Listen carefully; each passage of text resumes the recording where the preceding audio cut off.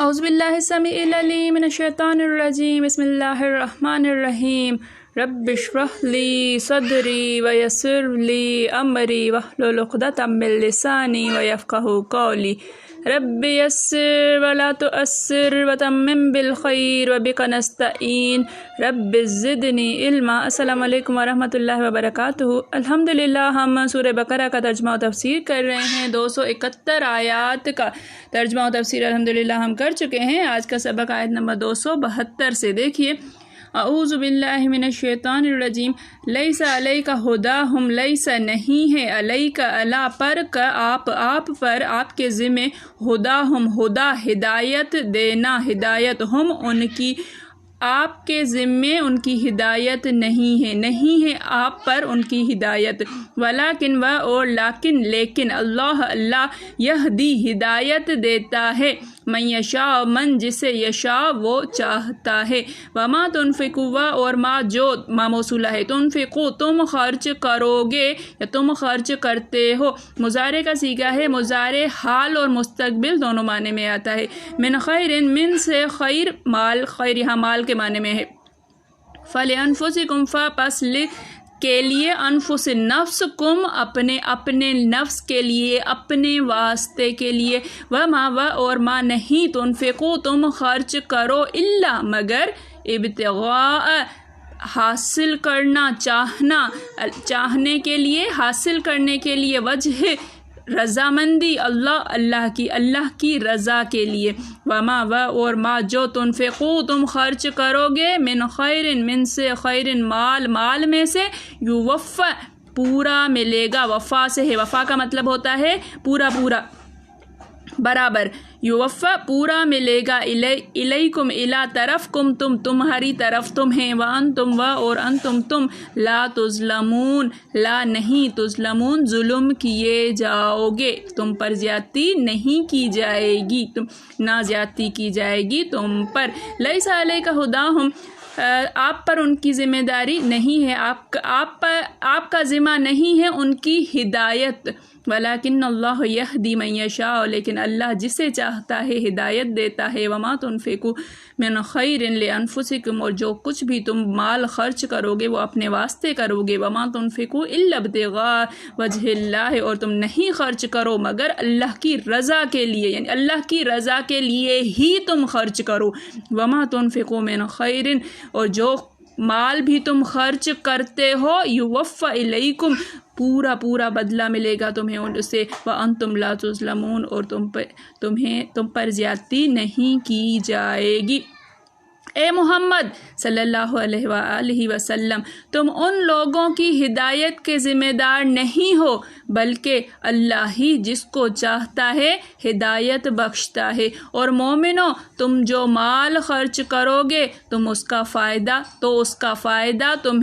تم ہی کو ہی ملے گا، اور تم جو خرچ کرو گے اللہ کی خوشنودی کے لیے کرو گے، اور جو مال تم خرچ کرو گے وہ تمہیں پورا دے دیا جائے گا اور تمہارا کچھ نقصان نہیں کیا جائے گا۔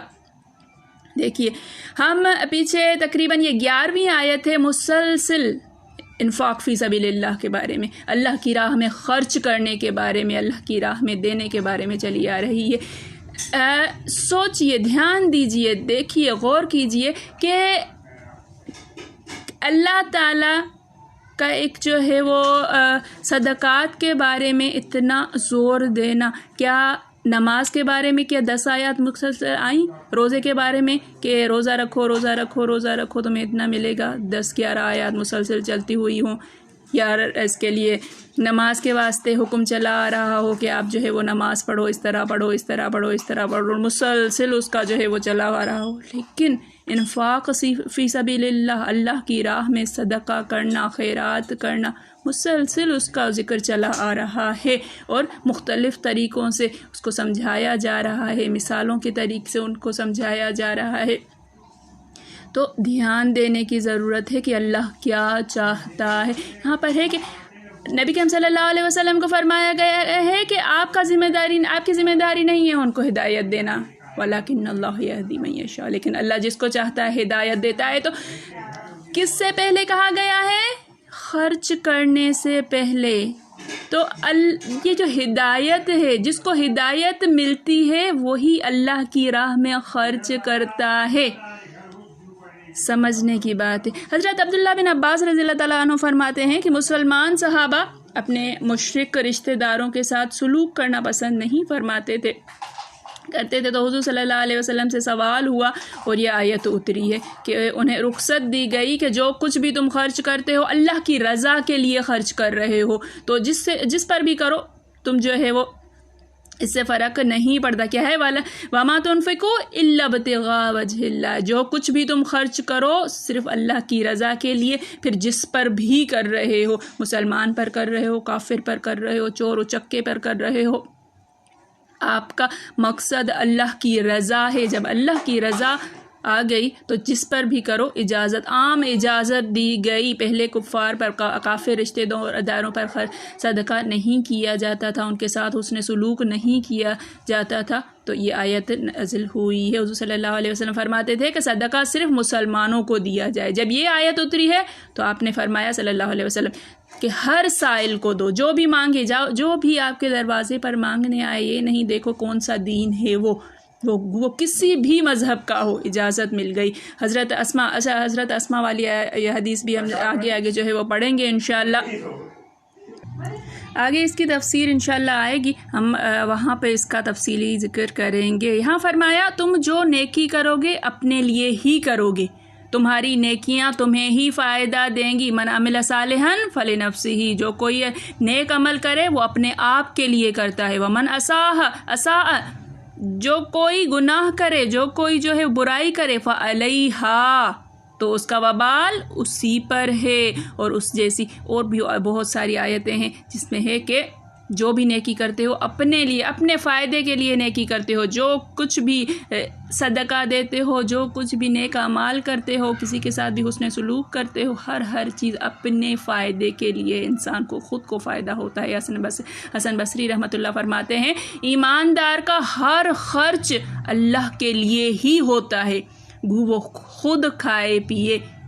کہ اس نے اپنے آپ پر لگایا پھر بھی اس کے ذہن میں اللہ تعالیٰ کی رضا ہے۔ عطا خراسان رحمۃ اللہ اس کا یہ مطلب بیان کرتے ہیں کہ جب تم نے اپنی مرضی سے اور رضائے رب کے لیے دیا تو لینے والا خواہ کوئی بھی ہو اور کیسے ہی اعمال کرنے والا ہو، یہ مطلب بھی بہت ہی اچھا ہے۔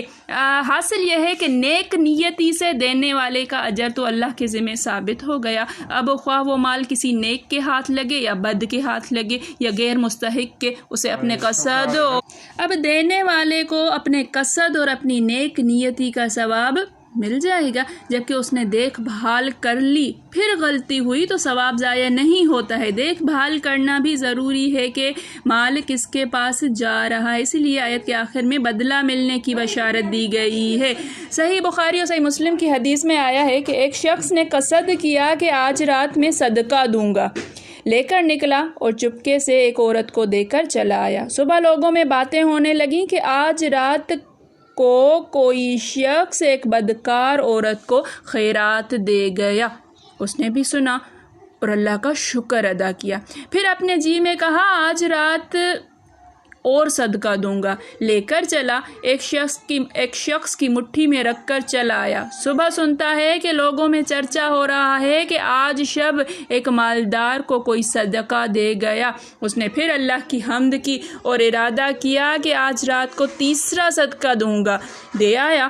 دن کو پھر معلوم ہوا کہ وہ چور تھا تو کہنے لگا اللہ تیری تعریف ہے، زانیہ عورت کو دیے جانے پر بھی، مالدار شخص کو دیے جانے پر بھی اور چور کو دینے پر بھی۔ خواب میں دیکھتا ہے کہ فرشتہ آیا اور کہہ رہا ہے تیرے تینوں صدقے قبول ہو گئے۔ شاید بدکار عورت مال پا کر اپنی حرام کاری سے رک جائے اور شاید مالدار کو عبرت حاصل ہو جائے کہ وہ بھی صدقے کی عادت ڈال لے، اور شاید چور مال پا کر چوری سے باز رہے۔ پھر فرمایا صدقہ ان مہاجرین کا حق ہے جو دنیاوی تعلقات کاٹ کر ہجرتیں کر کے وطن چھوڑ کر کنبے قبیلے سے منہ موڑ کر اللہ کی رضامندی کے لیے پیغمبر کی خدمت میں آ گئے۔ یہ والا جو ہے للفقراء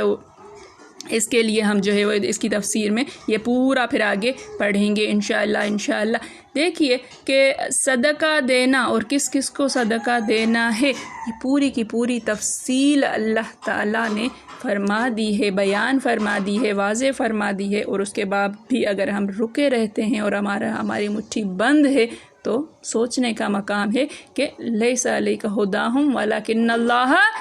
یہدی من یشاء، اللہ جسے چاہتا ہے ہدایت دیتا ہے، اور یہ ہدایت ہے، یہ حکمت ہے، یہ دانش مندی ہے، یہ عقل مندی ہے کہ اللہ تعالیٰ جس کو عطا فرمائے اور وہ سمجھ لے اور اپنی صحت میں سمجھ لے، اپنی زندگی میں سمجھ لے، بعد میں دیا تو کیا دیا، اگر بستر مرگ پر دیا تو کیا دیا۔